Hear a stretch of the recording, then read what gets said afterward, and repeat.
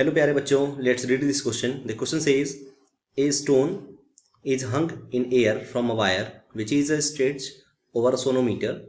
The bridges of the sonometer are 40 centimeter apart. When the wire is in unison with the tuning fork of frequency 256 Hz, when the stone is completely immersed in water, the length between the bridges is 22 centimeter for re-establishment. Unison. The specific gravity is given the, है ना. Specific gravity निकालना है आपको.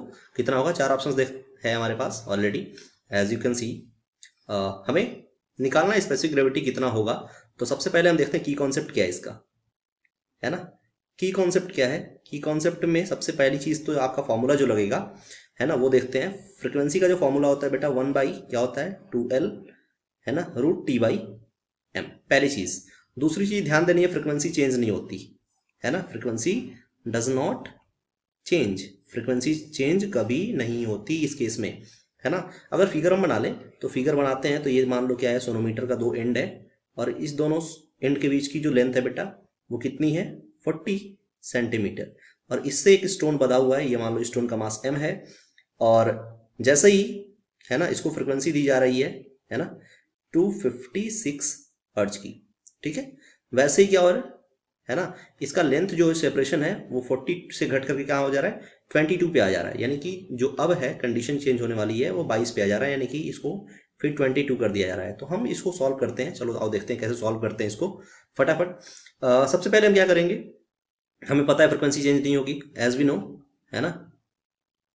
As we know frequency change नहीं होगी, हमने बताया यहाँ पर पहले ही. फ्रिक्वेंसी डज नॉट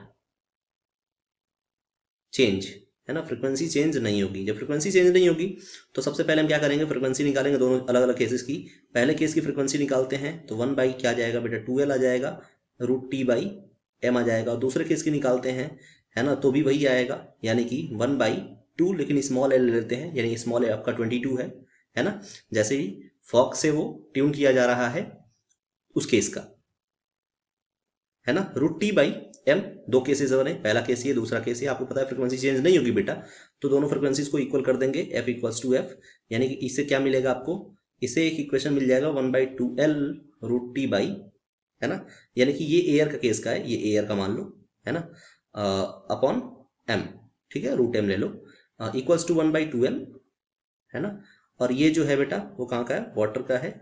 और अगर देखें नीचे तो मास तो चेंज होगा नहीं, है ना. अगर इससे हम फॉर्म करते हैं एक नया इक्वेशन तो हमें क्या मिलेगा? Capital L small l = T in air, है ना, T इन एयर रूट के अंदर अपॉन T इन वाटर.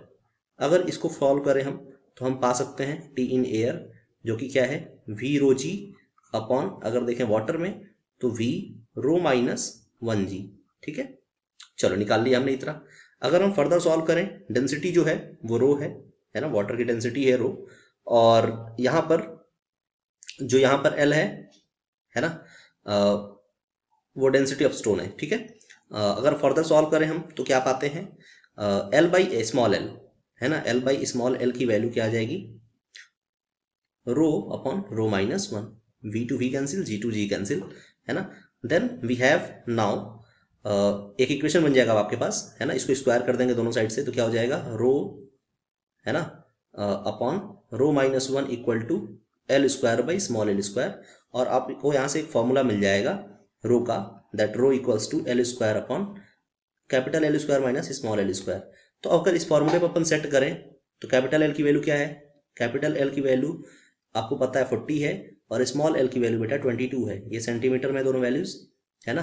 अगर फर्दर हम सॉल्व करें इसको तो क्या ऑब्जर्व करते हैं हम कि रो की जो वैल्यू मिलती है हमारे क्वेश्चन के अकॉर्डिंग वो क्या मिलेगी? 40 का स्क्वायर अपॉन 40 स्क्वायर, है ना, माइनस 22 का स्क्वायर.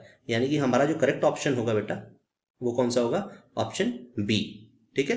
तो option 1 is wrong, option B is correct, option C is wrong, option D is also wrong. Okay, so I hope you understood it well. Thank you.